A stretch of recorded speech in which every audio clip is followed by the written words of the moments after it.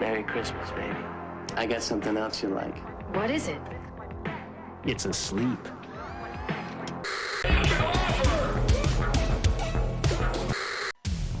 Hello everyone, and welcome to episode 11 of Computer Crane Kick, the show where we sit down with rad people who are doing rad things. We're bringing this year in with force, and by that, I mean with Irving force. Today we sit down and we chat about the stylistic choices and influences that go into the creation of his music, live performances, and as always, a whole lot of other shit, man. We talked about a lot of stuff. It was pretty rad. I hope you enjoy it because I had a lot of fun chatting with him. So let's get into things. But before we do, this is Crime Scanner. My name is Dread. I'm Irving Force, and this is Computer Crane Kick!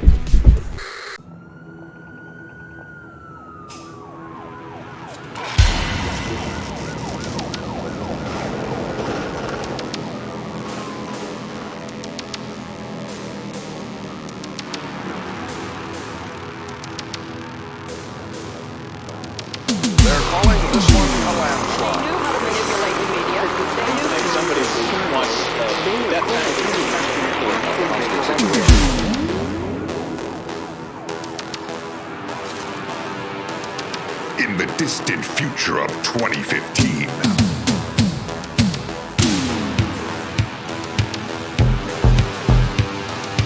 violent gangs roam the streets.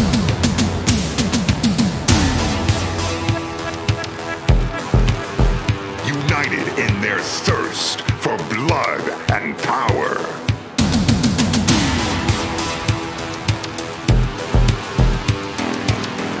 They are about to take over.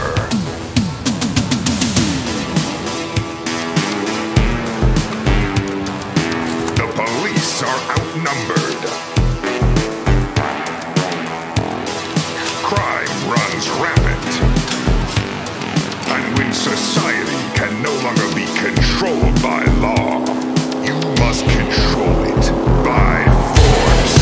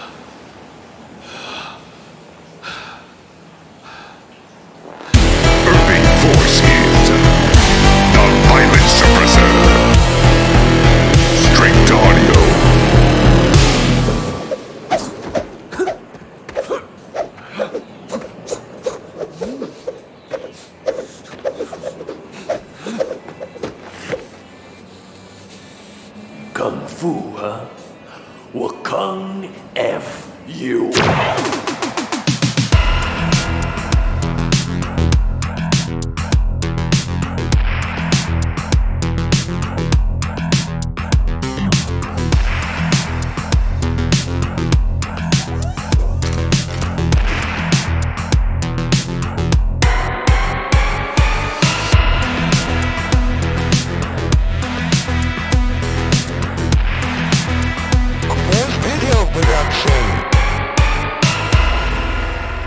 Soundtrack available at irvingforce.com. Your music has a ton of metal influences. Is that because prior to starting Irving Force were in a metal band, or you have a previous background in metal? For sure, yeah. Yeah. I played metal for like 10 years before Irving Force. Oh, sweet. And it's like the main, or it was at least the main music that I listened to. So, Yeah. but the idea from the beginning wasn't that Irving Force was going to be like a metal thing. Like my first, well, the very first EP doesn't have like a lot of metal. I guess it has some stuff, but it's not. It was like an escape from metal Right. in the beginning. Undercover, Then it right? just yeah. Yeah. Exactly. That one definitely seemed more of the like synthwave, retro wave kind of escape from metal, like you're saying. Yeah, I was just discovering the genre at that point. And then moving into Violent Suppressor, how did you find that sound? Like you found this blend of electronic and metal. When was it that you decided to incorporate the metal into the electronic? That's a good. I think maybe it was just I was running out of ideas and I just fell back on what I did before. Yeah, that's fair. But I don't know. That's a good question. I haven't really thought about it.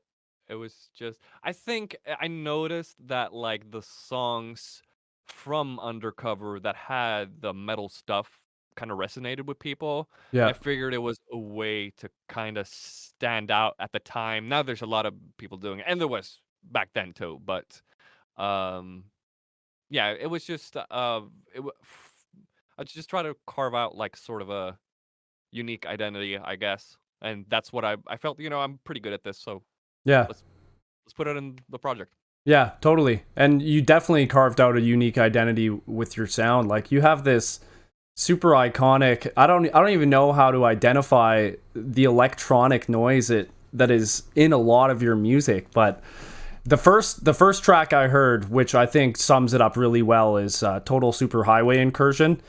And that song blew me away because it was so different and it incorporated these metal sounds, and it just it really stood out to me. I'm happy to hear that. Yeah, that one. I decided that I'm just gonna with that whole album. I was kind of like I was getting a little bit tired of the synthwave tropes and stuff, I think. So I was kind of wrestling all the time. And for that song, Yeah. I was like, I'm just gonna do like a song with all guitars, but there aren't like that many actual guitars in them. Right. And I wanted to sound like the Turtles in Time soundtrack, I think. And Nice. That's a great game. Do yeah, you I love the music in that. Who does the music for that? Do you know? Oh, I have no idea. I'm actually not sure. Some guy at Acclaim or whatever, I guess. Yeah.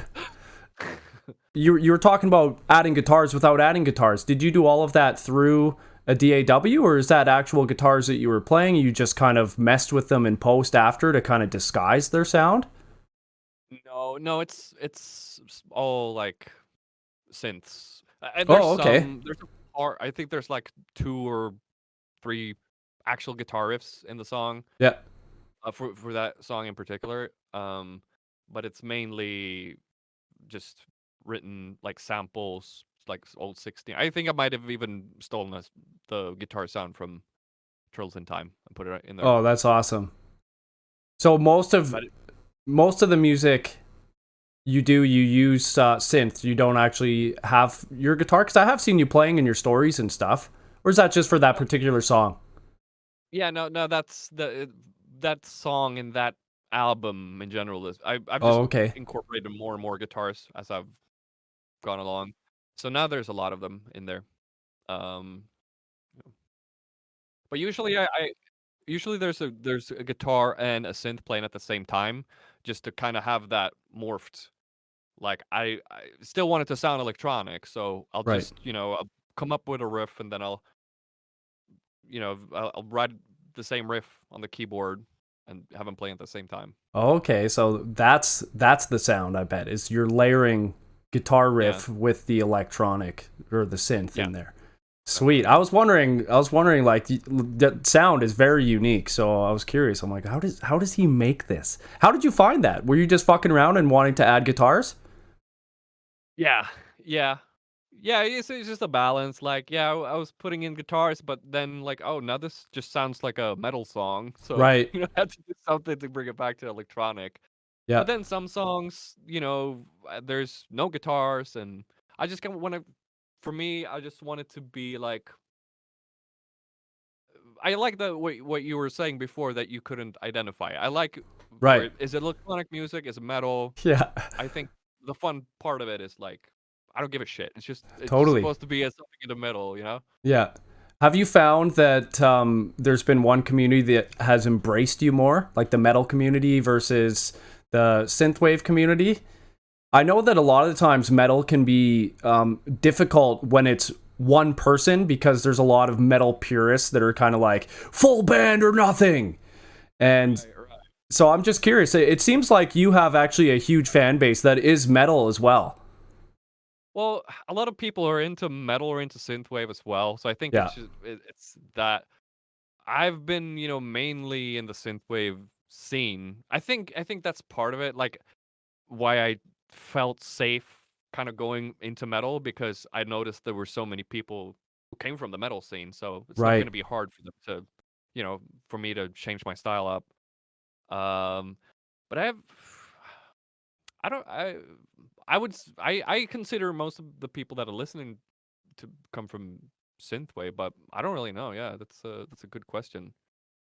Um, I've noticed like some people are who don't like the metal parts Right. or the screaming specifically is hard for someone who's hasn't been into metal to swallow, I think. uh, some people I think especially if someone's into like particularly retro wave and then they just are kind of dipping their toes into something a little darker.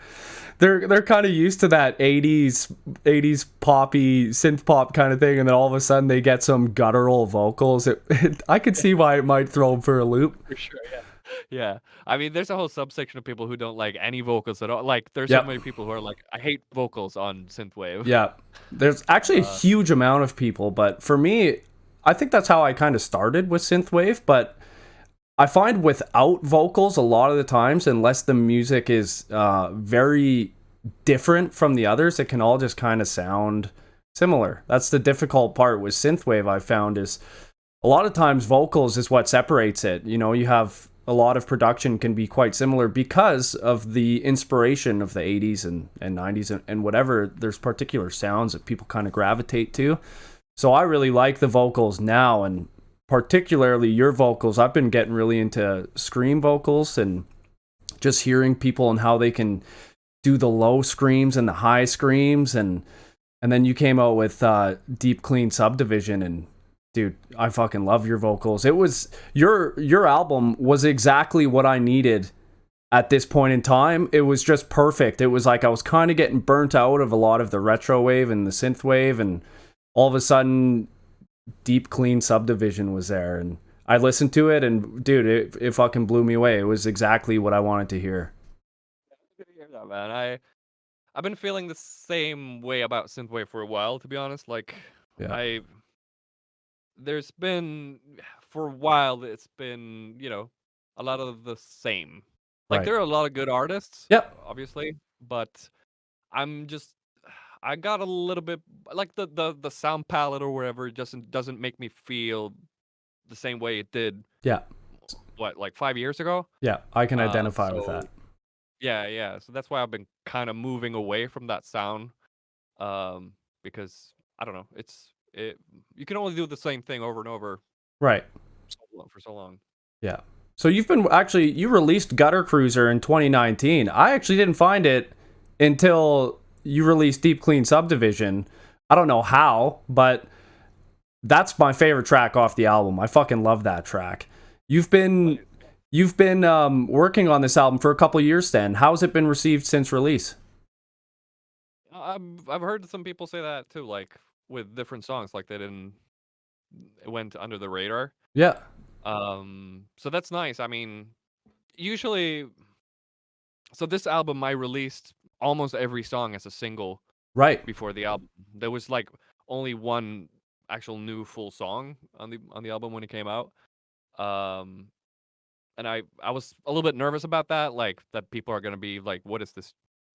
There's nothing new." Right. Yeah. But you know, not everyone's gonna hear every single, Yeah. so it's been yeah, it feels cool. For me, the album, once I put it together and got the artwork in there, it kind of it felt new to me as well. Like Yeah. just conceptually, it kind of came together, which yeah, That's rad, man. yeah. That's cool to see that people, like, it went under the radar for some people and then they get this full experience. Like me, it was the exact thing. I don't think I heard any of the singles until you started releasing them in 2022 with Cerebral Extraction and Do Your Job. I heard those singles, so the ones you've released in 2022, but before that I actually didn't hear any. So I had a lot of new Irving Forrest on Deep Clean, and I was really excited. Talking Yeah. about your artwork, do you do all your own art design? Yeah, pretty much most of it I do. Yeah, I think almost all the artwork since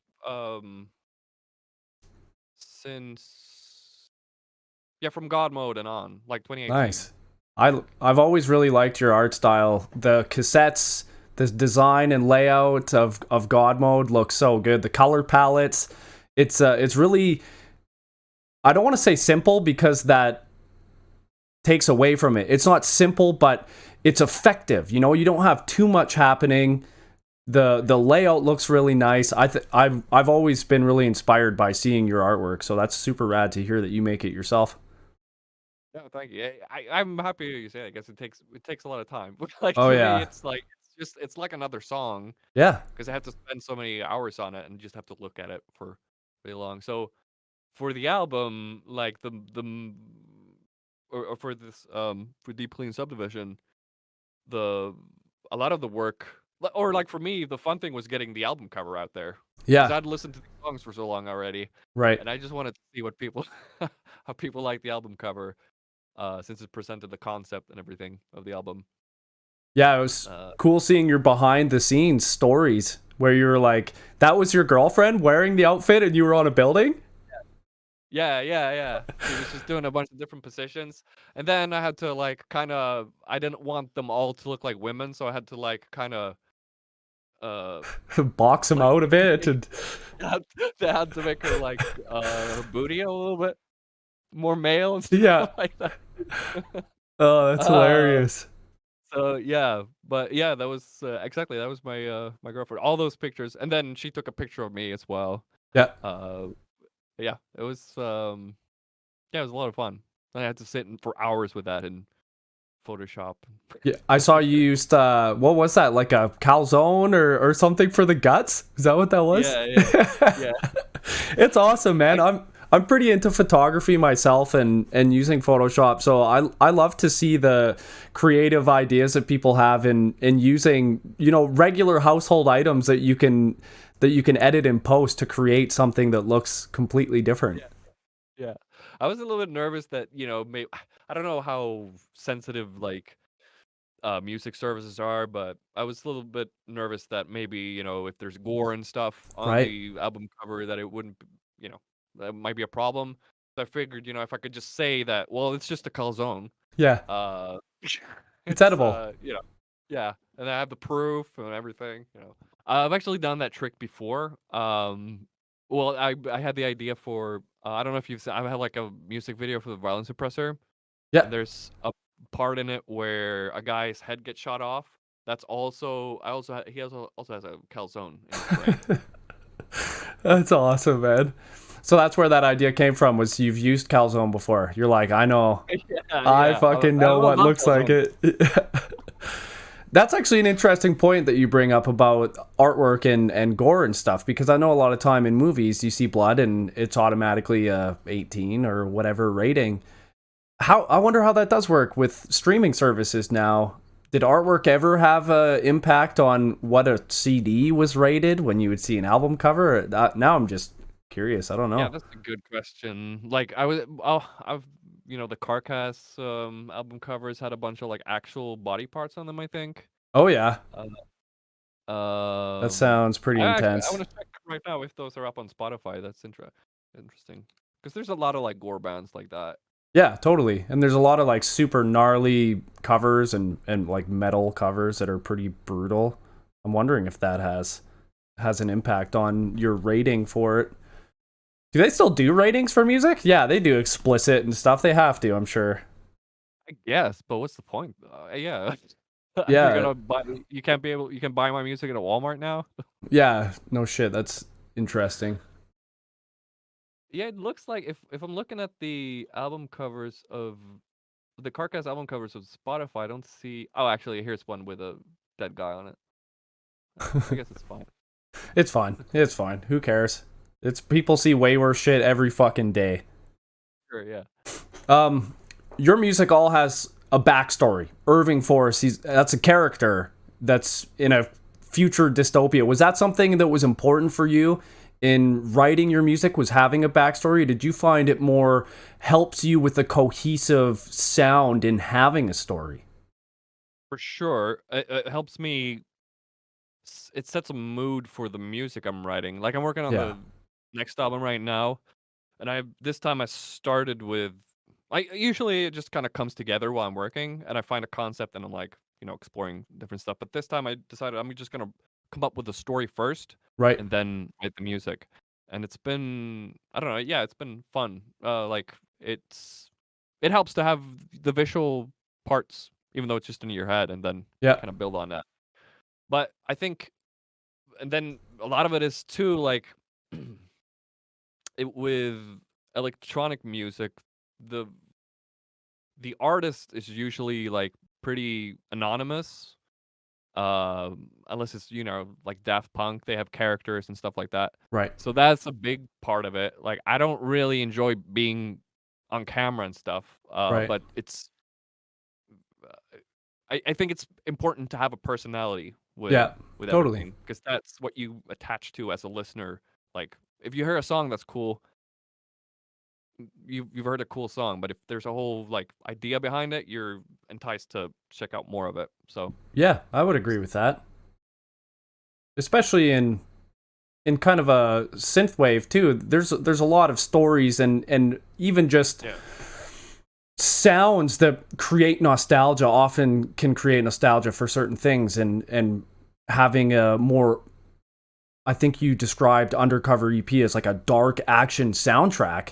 Having that kind of feeling of having a dark action soundtrack, it kind of brings you back to old movies and shit that you can identify with. So that theme definitely helps pull people in, I think.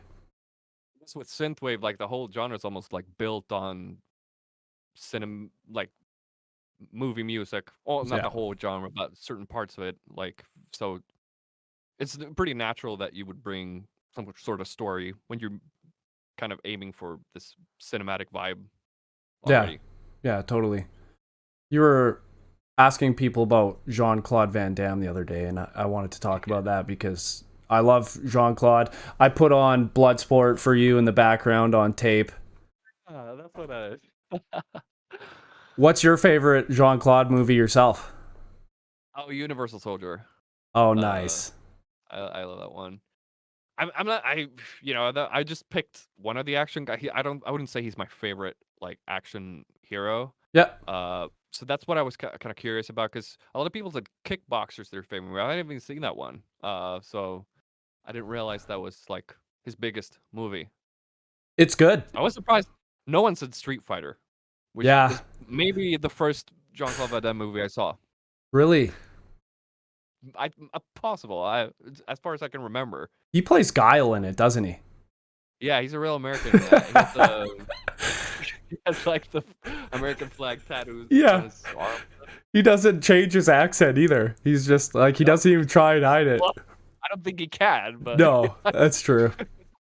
Did you hear the story about Jean-Claude and him? One of his first films was filming Predator. He was supposed to be the Predator. yeah, he was so mad he was in suit because he thought it looked bad. He thought it looked stupid, so he was just like a sulky kid, basically being upset that he had to wear the stupid costume. He thought he was going to be able to do his, big spinning back kicks. Well, from what I understand, he didn't understand that the suit was all green because it was going to be green screened. Yeah. So he must have thought it looked, or I guess it was blue since they're in the jungle. I think there had a couple different ones. There was definitely one that was red too. Oh yeah, okay, yeah, that makes sense. They would, depending on the scene. But he has to think the movie's got to be really bad if you think that's what the monster looks like. Yeah, he probably had some like Godzilla kind of feel where he was going to be like the giant Godzilla or something traipsing through the forest. That's I laughed so hard when I heard that. That'd be pretty cool, even working with Arnold and stuff, though. Even in that capacity, you'd think that as like an impressionable young man trying to make your movie, you just would have toughed it out. But well, he had leading man aspirations from the beginning, I guess. yeah, But that's kind of funny how it kind of circled back because back in the day, I always wanted like those action guys to do a movie together, and they never did. yeah, I guess it makes sense. All of them were in the Expendables together, but I was gonna say it's kind of cool that they worked together, but all of them were in those anyway. So yeah. Predator was like one of the better ones, but it didn't really take the big hitters. It didn't take Sly or Jean-Claude. I mean, the cast of Predator is unreal with Jesse Ventura and Sonny Landham and Carl Weathers. Like, that is a huge cast. That's my favorite movie of all time. If you didn't know that by how I talk about Predator. yeah, no, that's an awesome movie. I remember seeing that on TV when I was a kid, and I couldn't finish it. It was a little bit too scary for me. Yeah, I'm sure I wasn't allowed to watch it until a certain age for sure. But how old are you, if you don't mind my asking? 35. Oh, okay. I'm 32. So around the same, probably experienced similar cinematic upbringing. Almost the same too. Bald, glasses. I don't have a beard though. I can't actually grow a beard because of my work. Oh, really? Yeah, I'm a millwright, but I work in a lead smelter. I have to have a respirator. Okay. Yeah, so millwright's like an industrial mechanic. Oh, that's cool though. Yeah, it's all right. It's a good job. But I get to do a lot of different things, so it's not bad. It's for a trade. It's the trade that I'd want to do because of how much variety it has, and it just teaches you so many skills. It's not like they call it the jack of all trades, but the master of none, because you kind of do a little bit of everything. Yeah, that is. I have a similar. Well, my job isn't similar, but yeah, I do get to do a bunch of different stuff, and it's it's nice for the brain to Totally. change it up all the time. Yeah, I can't do also the makes time- monotony. Yeah, exactly. Yeah, I it makes couldn't, time pass a little bit quicker too. for sure. Slow day. Doing different shit all the time, and most of the time, like, what I do is breakdown, so stuff breaks and then I have to go and fix it to keep the plant running, kind of thing. So usually it's not like intense, but it's time sensitive, so if the plant's down, they're like, we need to fucking run. So it makes it exciting in that way too, where you get to go and look at a piece of equipment that failed, and now I have to figure out, like, I work in a huge area, so a lot of times I approach something that I've never actually even seen before. Or I've seen it, but I've never worked on it, so I kind of have to like puzzle out how this piece of equipment works and what could have failed in the failure mode, and it's pretty cool. It actually involves a lot of problem solving, and it's a good job. Yeah, I would imagine. Makes me think a lot, but it's super physical, so it does suck in ways too. Well, it's good to have a job where you keep moving though. Like, Definitely. otherwise, like, I've had like desk jobs and it I don't know. I'm never doing that again. I couldn't do hate it. Yeah. Not only would the monotony destroy me of just sitting there and having to do whatever on a computer all the time, but I mean, it's kind of funny that we both say that because I'm sure you spend a lot of time on your computer with your with your music, and I also do with editing stuff and making stuff myself. So it's kind of funny, but different because then those it's your are choice, though. exactly Like, then you're doing stuff you're interested in. exactly. I'm not doing something for someone else to get paid. Yeah. That's fair. No, it's good. It's good. You're working on a new album already. Yeah. Well, I started working on it before I released this one. Oh, okay. There's always overlap. Yeah. I'm like, at the end of I've been bored with this album that I released now for a while. Right. Like I just want to get on to the next thing. But yeah, I haven't I've started a bunch of songs and I've made the story, as I said. But yeah, I don't know. It's gonna be I don't want anyone to get excited. It's No, gonna be it's gonna be a while. Yeah, it's interesting when people seem to immediately expect more after a release. They're like, "What's next?" Knee-jerk reaction of wanting more immediately, which I understand is probably because they're really enjoying what you've released and they just want more. But I feel like it's people just on the outside don't really have an understanding of how much effort and how long things actually take to do. I like usually when I'm messing around, I kind of feel like I want to post something that I'm working on social media or whatever. Yeah. But then I stop myself because I feel like people are gonna be like, "When's this out?" And Right. I'm like, "It's gonna be out in like a fucking year." Yeah. Yeah, it's but that's partially maybe my own fault. I know a lot of artists that can finish a song in, I don't know, a month or 2 weeks or whatever Right. and put it out. I wish it was like that. That would be I would be more prolific, I guess. But it's if you work on a bunch of stuff at the same time, it's gonna take a really long time. Yeah. And I mean, you do all your own artwork and all that stuff too, but everyone produces at different speeds. No two artists are the same, and I think it can be better to release less frequently. I think if you just are constantly releasing, you kind of just I don't know. I think if you're constantly releasing, your name becomes more commonplace. As much as that might be a good thing, I think it isn't always. It can kind of take away from releasing something that I guess it all depends on the quality. It's kind of hard to say that. Yeah. I mean, well, sometimes that's a good.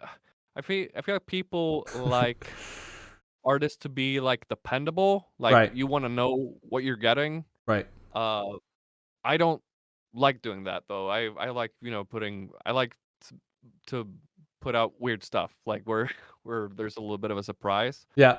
But I myself, when I listen to artists, I'm that way too. I want the next AC/DC album to sound like AC/DC. Right. Whatever. Yeah.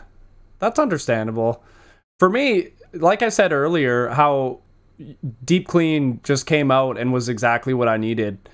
I loved it because I didn't expect it. Like I said, most of your tracks with vocals for me had been under the radar.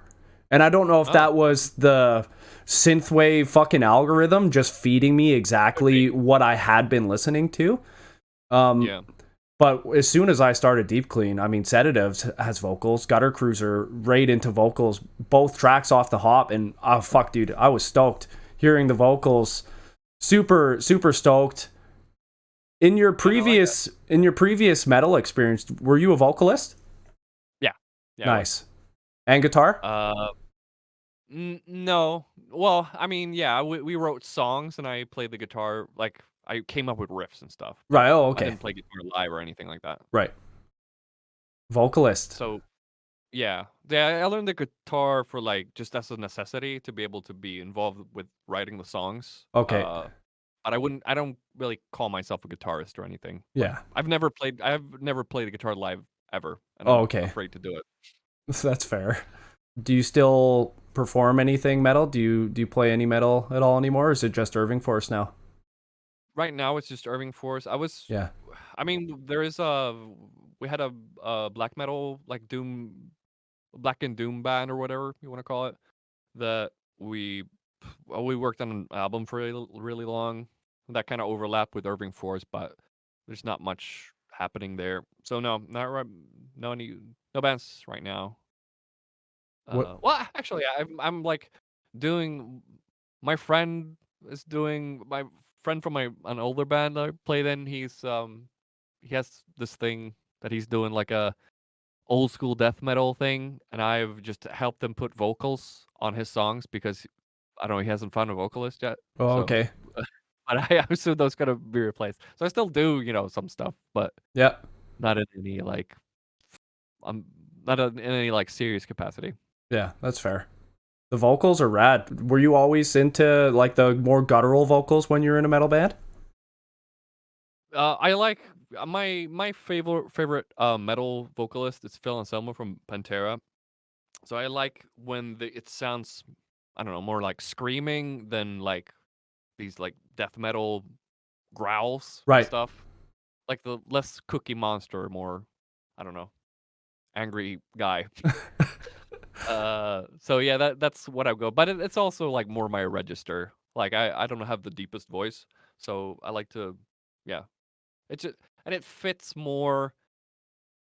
I think it's a little bit easier for people to listen to. I know a lot of people they like death metal, but they can't stand the Cookie Monster vocals. Right. I don't mind it though. I love it, but Yeah, that's fair. I've started to really like it recently. I never did before myself. I was more into like Killswitch Engage. I think that's called metalcore. I don't actually know the genres very well myself. I was into more of that before, and then recently I've started listening to more like To the Grave is a band that my buddy Venturer sent me recently. It's like an Australian metal band. And they do like the guttural vocals, but then the high screams as well, and it almost sounds like a conversation. And it's pretty cool, man. It's like you can tell that there's a story to their music. So I'm excited to listen to more of them, but super fucking cool. So you live in Sweden. There's quite a few actual electronic artists out of Sweden. How's the scene there? I mean, we have a bunch of really cool people from here. Wave Shaper, Yeah. Robert Parker, Mitch Murder. Yeah. Yeah, no, it's super cool. Like you run into them at shows and stuff. So Yeah, that's rad. Have you done any live shows yourself? I have, but it's been a while. Maybe the last one was in like 2019. I just got it got a little bit like I'm a real anxious person, so if I know I'm gonna have a show in 6 months or 8 months, I'm gonna think about that every day Yeah. until that show. I'm I'll the be, same way. stressed out about it. So it just wasn't worth the anxiety wasn't worth the money. Yeah. Well, it's more than the money. Like it's fun to have when you're on stage. Yeah. It's a lot of fun, but The whole everything lead leading up. to that. Yeah, yeah. That's So, good yeah. that's good to take the mental stock though, and actually take the time and be like, you know what, how much fucking stress and anxiety this is causing me is not worth it. And it's definitely, you need to do that from time to time. I definitely sit down once in a while and kind of look at all of the things that I'm doing and go, because I have anxiety pretty bad myself. I go to therapy monthly for it, and I actually recently started taking medication for it because it's getting out of control. But I found that stopping and just kind of assessing my motivations and why I'm doing things and how it makes me feel fucking definitely helps. Like having that insight to go, you know what? This is a little bit much for me in the lead up for the payoff, and having the presence of mind to do that's good, man. Yeah, I mean, I can relate. I will go really hardcore, work on something, don't think about anything else. Yeah. Then I burn out and I, just play video games and eat candy for like a week. Yeah. So I'm trying to get out of that like whole the cycle. And I'm doing pretty well now, but Um, but the thing about live shows too was I don't know when they are that like far apart from each other, time wise, you have to like rehearse over and over again. Like if I was on a tour or something, or if I had a live show once every month, I wouldn't have to start all over again every time. So Right. if all the anxiety could be worth it if if I had more shows, I guess. That's But fair. You can't really get into a groove of performing when they're so far apart. You kind of it almost feels like doing it for the first time every single time. yeah, yeah.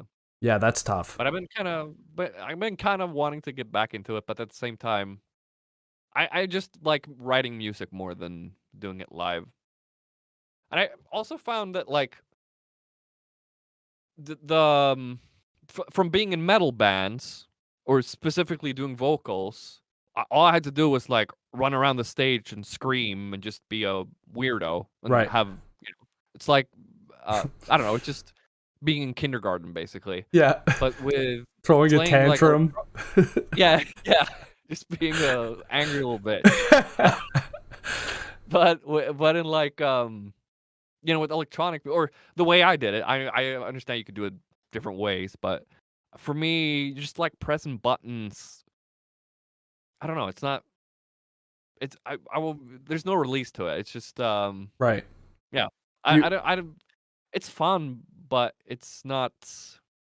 I don't know. To me, it felt like something was missing. So if I do play live again, I want to do it more like a metal show. Maybe I'll rely more on a backtrack, have like a little bit of a band, and Yeah. jump around more. Yeah, that sounds cool, man. And that actually seems like pretty common. I've heard of quite a few people say that if they do a live show, they kind of want there to be more. It feels like it was lacking, and I can see why it would feel that way. I think a lot of people just want to see people play their music, but I think from a producer standpoint and being on the stage, I can see how that would feel, and wanting to have maybe more of a band and more stage presence, if you will. Yeah, exactly. Yeah, I don't think the audience is like really craving that. That's just for me. Yeah, totally. Just I think because I've had DJ shows. Like I've done most of the shows I've done live. I've done with a guitarist. okay. But I've done shows just by myself too. But it's just kind of since I don't play guitar live, it just feels weird that the guitar isn't live when there's so much of it in the music. Right. And I'm sure like from an audience standpoint, they don't care, but for me, I don't know. It's just I want to do it like if I'm gonna do it, I want to do it like right or whatever. I want to do it the way I want to do it. Yeah, no, that's fair, and holding yourself to that standard is also fair. It's your show, and how you want to do it, and doing it that way is important. If it feels like it's not what you want to be doing, then yeah, fuck it. Why do it at all then? Yeah, then people are gonna. I mean, that's probably gonna translate in the show too. Like, if I'm Definitely. not having fun, then I don't. I feel like people could tell probably. Oh, for sure. Yeah, people can see like awkwardly standing or whatever. Not that you would be awkwardly standing, just pressing buttons, but Yeah, I'm not saying that the shows were boring. Like, I had a lot of fun doing the shows, but Yeah. it did feel like something was missing. Like, Yeah. I feel like this is not the same. This is not how I think of a live show. right. You know. I think that's probably a big part of your metal background too, having experienced for sure. and like you said, running around on stage and doing that. And then when you're not doing that, it kind of feels like so polarizing because you're like, oh fuck, I'm not moving enough, or Yeah, I feel like I'm like a sound check guy or something. right. Yeah, for sure. So you actually have worked with quite a few heavy hitters in the synth world, Hollywood Burns and a bunch of others. Have you not worked with someone that you would like to?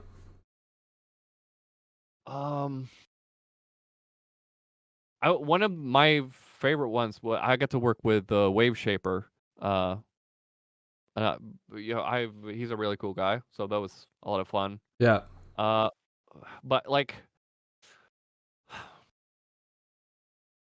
I have a bunch of people that I really want to do stuff with, but they are not in maybe the synthwave scene. Right. These guys called Wolf Band, WULFBAND, that are they do like some like pretty hard EBM stuff or body music. Okay. I listen every day at the gym. I listen to them. Nice. I'm gonna check them out now. Yeah, you definitely should. They're awesome. So yeah, I would like to. I have a little bit of a list of people that I want to work with. Yep. I don't want to say. That's fair, man. I want to reach out to them and see if I can actually do it. No, that's fair. You don't want to say it before talking to them. Are those going to be for like collaborations or remixes? Well, probably collaborations. Yeah. Yeah, cool. Well, it depends on what works best for them, I guess. But yeah, I think that Wave Shipper thing was actually probably the only like actual collaboration I've done. I've done remixes for people and people have remixed my stuff, but there's not like that much of a dialogue with that. Right. So I like with that Hollywood Burns and the Volker X stuff. Yeah. That was so cool. Like when that got back to me because it was done through the record label. Okay. I just got to hear the song like presented to me as it was, like right. finished. That was amazing. But I would have been fun to to like do something where you're like writing a song together. Right. Totally. And I did do that with Wave Shaper, and that was it was really cool. Like setting stuff back and forth, but I haven't really done that much work like that really. I didn't actually know that was all through the label, so you didn't even really have much correspondence with those guys. At the time, I think I've talked to them at some point, like, but not. You didn't have the back and forth like you're saying. Yeah. Yeah, not for that. But yeah, I was at one point I was gonna do a live show with Hollywood Burns, but that got in the UK, but that got canceled I don't remember why. The whole show got canceled. Oh shit. So I would have met him in real life, which would have been really cool. Yeah, totally. I guess stuff is insane. Yeah, man. New album's wicked. Or not new, I newish. Oh, it's good. Yeah, it's really good. I guess remixes are a little easier too for people because the time, that's probably the hardest part is meeting up with people to collaborate with something, especially because synthwave seems so global. There's people from so many different time zones. Like me myself, I'm from Pacific time. I live in Western Canada. You're in Sweden. So it's pretty cool to see all these different pockets of synthwave. But I can imagine, and I've seen from my own experience, it can make linking up with people to collaborate a lot more difficult working around so many different schedules. It is, but at the same time, like you don't really have to meet though. Like with the Wave Shipper collab, even though we were both in Sweden, we didn't actually ever meet up to work on that song. Like we met on shows and stuff, but we're just sending stuff back and forth. So that's true. In a way, that's what's kind of cool about it. Like you could collab with anyone now with the internet. I mean, the internet's been around for a while, I guess. I'm talking about it like it's a new thing.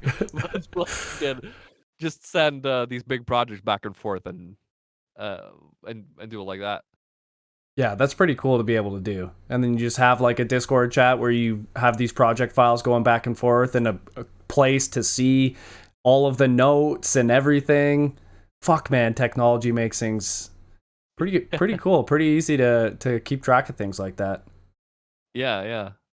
It's I have this like a little project that I'm working on with a friend.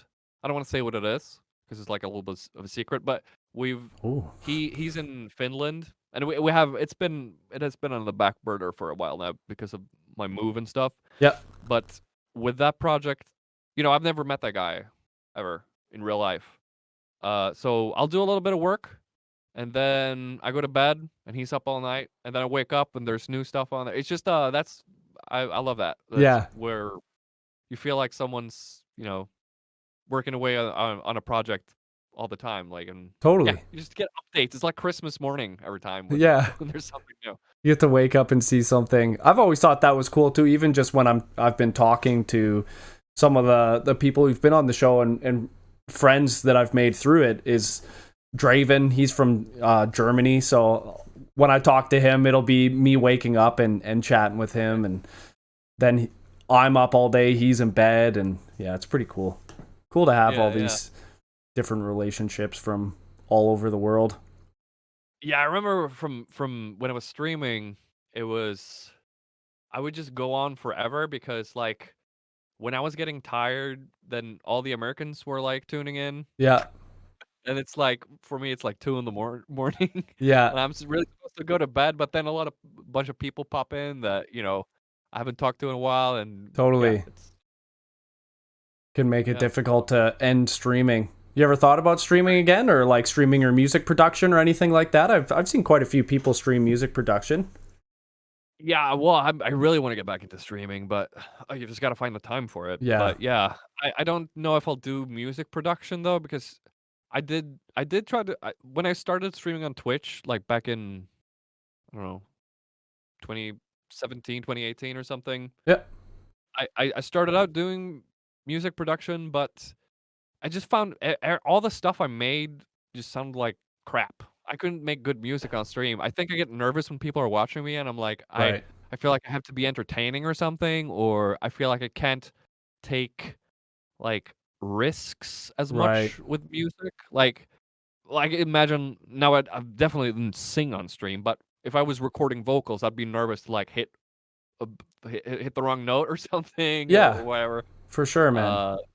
So I don't know if I tried for a bit to do like I decided that I wasn't gonna like talk to chat or anything. Yeah. I called it like a surveillance stream Yeah. where I just had a bunch of cameras switching so you could just watch me work. Yeah. But I found that, for at least for Twitch, there's not a lot of engagement. Like people don't talk people don't chat when they don't get an answer. So Right. I don't know. I if I figure out a fun way to do that, maybe. But I think I'll probably just I'll probably just like play games or something. Yeah, man. Or maybe I'll do like graphics work or something like that. I don't know. I could Yeah. do that. Just not music. I'm a little sensitive little boy. Yeah, and you know what? I think something can be said about like not creating your best work or not willing to do what you would normally do when you're on camera. That's super normal. I feel like that even with myself when I used to stream, I wasn't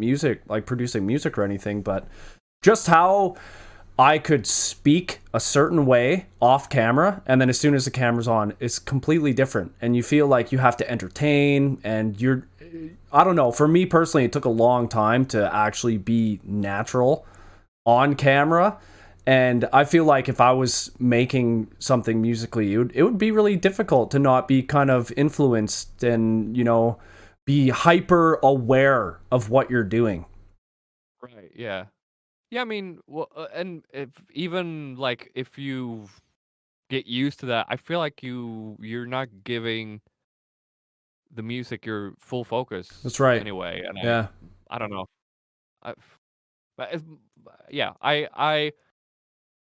might sound a little bit pretentious, but every time I work on a song, I have really like I try to make a masterpiece, Right. or whatever, and then I can't do that if I feel like I have to be like a funny Yeah. jokester guy at the same Yeah, time. totally.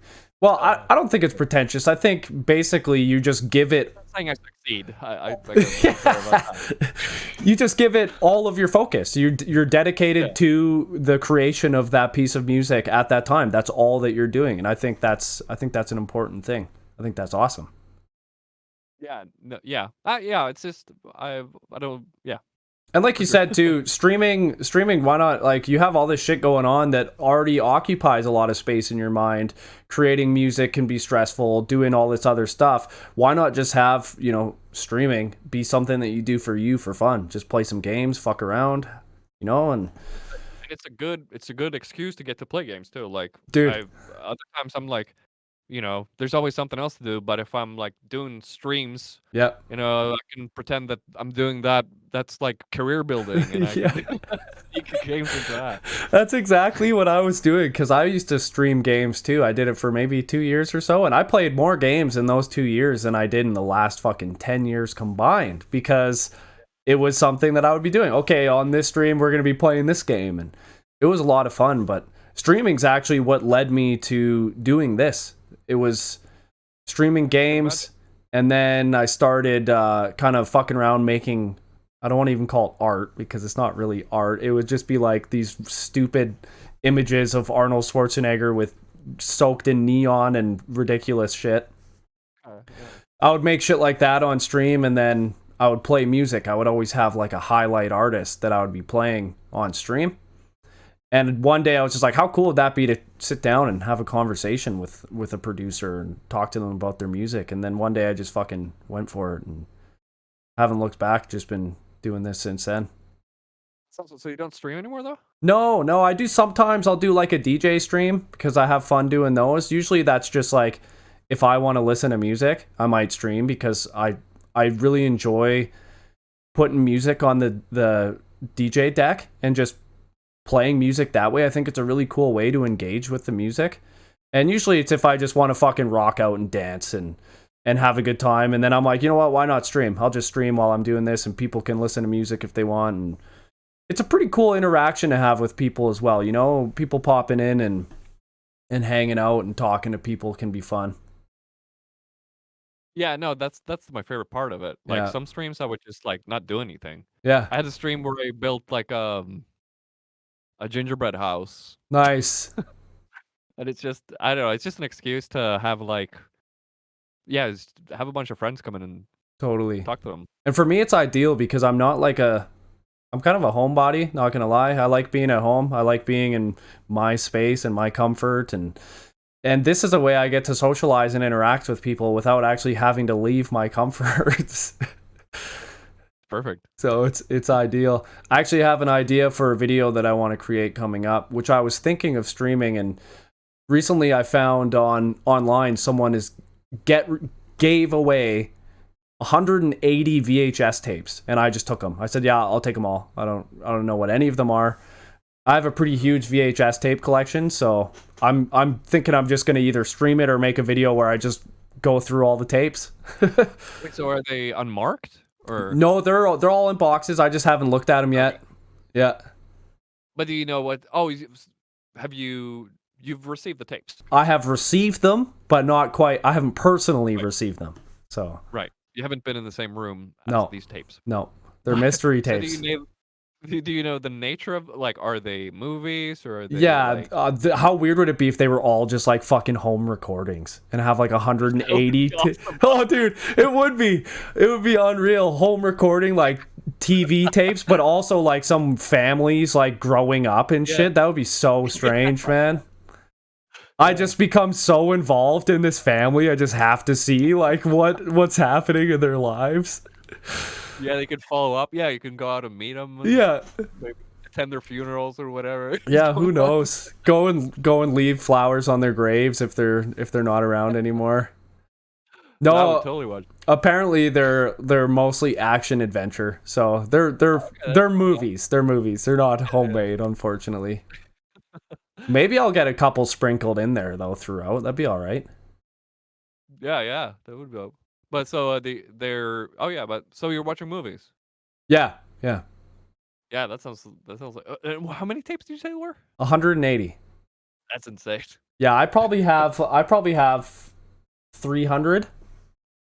All right. Oh yeah. Okay. Yeah, so I'm hoping they're not gonna all be duplicates because that would suck. Hopefully I get some new ones, but I've got it. That's actually primarily my collection is action and adventure. So Okay. I've been trying to build up the horror. What's your favorite genre of movies? I don't know. I like post-apocalyptic movies. Yeah. Do you have a? But that's very narrow. Oh yeah, but that's all right. That kind of would fall under science fiction then. Yeah.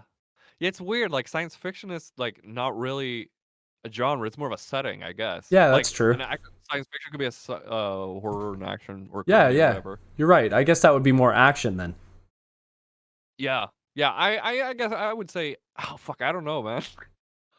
Oh, You gotta ask me these questions. No, I'm kidding. these are the tough questions. Honestly, the fucking movie questions are always the most difficult because it's like so hard to choose favorites. Usually, people like we were saying in synthwave are so influenced by cinema that it's it's a difficult question. I guess you would call it this. What's it called? Like genre movies, like just horror, sci-fi, and all that, like kind of campy stuff. I enjoy. Yeah. What's your favorite post-apocalyptic movie? Well, I mean, the Mad Max movies are that's kind of a boring answer, but those are amazing. But actually, probably, have you seen Hardware? I think it's called like Mark 13 in America or something. I actually don't think so. Oh yeah, that's kind of a that's a post-apocalyptic kind of horror movie about a renegade robot. Oh, that sounds wicked. I love that movie. Hardware. I'm just taking a look. 1990 British film. Starring Dylan McDermott. I actually haven't seen this. Now I'm excited. I like getting movies that I haven't seen because I watch a lot of fucking movies. So it's always exciting to. 150 tapes. Yeah, that's right. I don't actually have Hardware on tape. Yeah. Unfortunately. Okay, man. Maybe it's you ordered though. You know what? You're right. It might be in my 180 tapes. I do have one mystery tape that I haven't watched yet, and my brother bought. He doesn't buy tapes. He doesn't collect tapes. He just decided to buy one tape, and he bought Fellowship of the Ring, Lord of the Rings. Amazing movie. Takes it out, goes to put it in, and it says fucking Pam's Soaps on it. That's all. Pam's Soaps? Pam's Soaps, her soap operas. So I haven't watched it yet, but soap operas, right? Of course. I was like, is that like an ad or something? Okay, I get it. Yeah, that sounds. But then you're gonna get a bunch of like old commercials if it's recorded off TV. That's what I was hoping for. I was hoping they weren't like, you know, the ones who stopped the video at the commercials and then started recording. I'm hoping they left it for the commercials because I could use a big nostalgia dose with some old 90s commercials. Well, I would imagine like Pam, she's probably recording her. She's probably not there when she's recording them, right? She just probably leaves it on. Unless she just wants to watch reruns all the time. She wants to watch the soap opera episodes over and over again. Yeah. So what you're saying is I might even have like a full fucking 6-hour recorded tape of just uninterrupted TV. I hope so. I need to watch it. I don't know how I haven't watched it yet to find out. Okay, man. Well, I don't want to take up too much of your time, but I do have one more question, and that's for people who are just starting out, do you have any advice for them in what they can do to find their sound? Well, I would say like for me, I tried to use, whatever I'd learned before. Like I used my old background and try to push that into the music I was doing now and try to make something unique out of that. So just, I don't know. Figure out like if you're good at something unique. Not that metal is like a super unique thing, but not everyone's doing it, and try to put that in there. Yeah, I'll say something like that. Yeah, totally. Try and focus on your skill set and add something different. Yeah. Just don't copy what everyone else is doing. I would just try to, I don't know, be weird. Be weird. I like that. That's a good saying, man. Be weird. I'm pretty fucking weird myself, so I definitely gravitate to those words. Yeah. I would encourage you to keep being weird. Yeah. Where can everyone find you? Well, I do have irvingforce.com, but but that just leads to my Bandcamp. But Spotify, YouTube. I'm Irving Force pretty much everywhere, I think. And maybe we'll see Irving Force streaming some games again soon. Maybe. Yeah. It'll be on YouTube this time though. Oh, that's fair. Yeah, Twitch is definitely. Yep. Yeah. I don't know about Twitch. We don't have to get into that. Well, for me, I was on Twitch when I was streaming before, but then I stopped, and then all the DMCA stuff started happening. Mhm. So now I'm like, I don't know what the rules are. I don't know what I can do. I don't know what I can say. Right. Like what's gonna is my channel gonna get deleted? Yep. And also I have I have some followers on YouTube, so it's Yeah. kind of stupid that I would just spread out on every platform there is. So, Right. yeah. I think it's natural to stick with where your followers are at. I think I'm probably going to make the switch too. Like I was streaming on Twitch, but now I have more subscribers on YouTube. It just makes more sense for me to stay on sure, YouTube. yeah. I think the only difficult thing is Twitch still has better discoverability than YouTube. Yeah.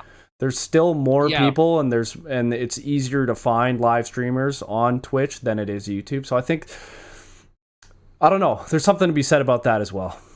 For sure, I would assume what Twitch always had, at least before. I don't know how it is like now. They have there's like a, I don't know, what do you call it, like a culture over there. Of, Oh yeah, of how you watch streams, and I guess I don't know if YouTube has that.